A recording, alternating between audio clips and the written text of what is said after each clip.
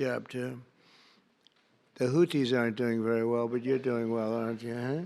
The story of this incredible season began last February when the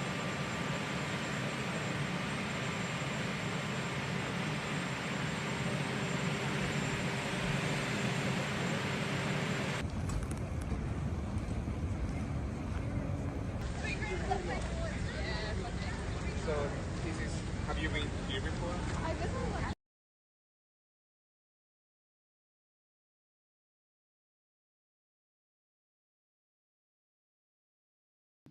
Thank you very much. Thank you very much, everybody. Please. We have a lot of people celebrating at the White House. There's no place like it. Very special, very, very special. And it's a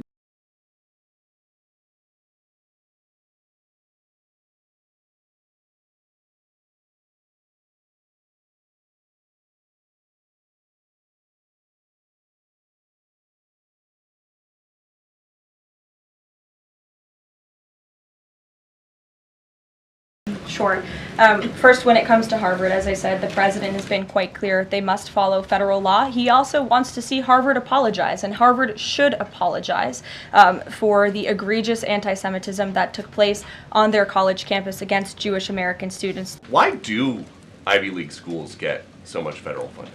It's a very good question, and it's a question the president has obviously raised in his discussions and negotiations with not just Harvard, but also Columbia and many other Ivy League institutions. We have the Anti-Semitism Task Force, which the president promised and delivered on. The Anti-Semitism Task Forces across the government, representatives from various federal agencies who meet on a weekly basis to discuss the question that you just raised. And I think a lot of Americans are wondering why their tax dollars are going to these universities when they are not only indoctrinating our nation's students, but also allowing such egregious illegal behavior to occur.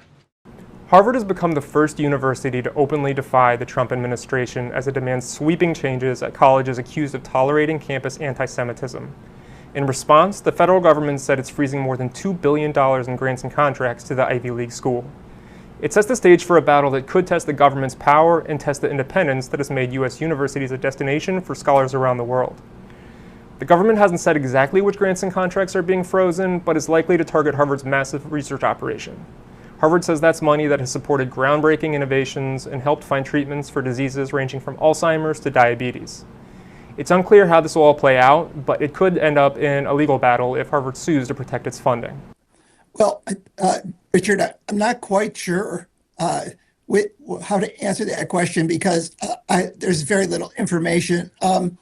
Last week, I received notice that my grant funding for a grant that's aimed at early diagnosis of ALS, also known as Lou Gehrig's disease, and was canceled for the second year. I'm presently in the first year of the grant, and that it would end effective June 30th. This morning, when I came to the office and opened my email, I was shocked to find that I had received notice from the Department of Health and Human Services that even this year's funding was canceled effective immediately. I have 3 people working on this project here at Harvard who I'll need to find other funds or simply stop working on the project. Well, I think the big picture, before I get to my own specific research, is that cancellation of funding to researchers across the U.S. will delay medical progress and will threaten public health. There's no question about those outcomes. These cancellations will cost lives that could potentially have been saved in the future if the medical research was allowed to continue. Look, I'm not young, but I'm still doing research because I'm committed to helping patients. My lab specifically works on neurodegenerative diseases, cancer, infectious diseases that have the potential to enable early detection. They can help discover new drugs, and they can potentially lead to cures for these devastating diseases.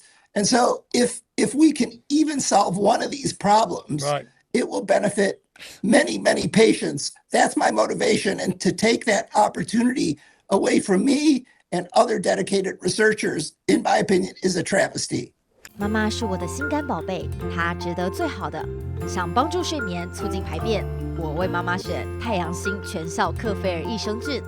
知道妈妈总舍不得买给自己，我来买。希望妈妈睡得香，假巴黎。现在就上快点购母亲节太阳星全效克菲尔益生菌宠爱妈咪超值专区，享各项健康好礼最高3重送，满5000加送520元购物金。透过中天新闻网 App 下单或输入 CTI 推荐码，每单再减50元哦。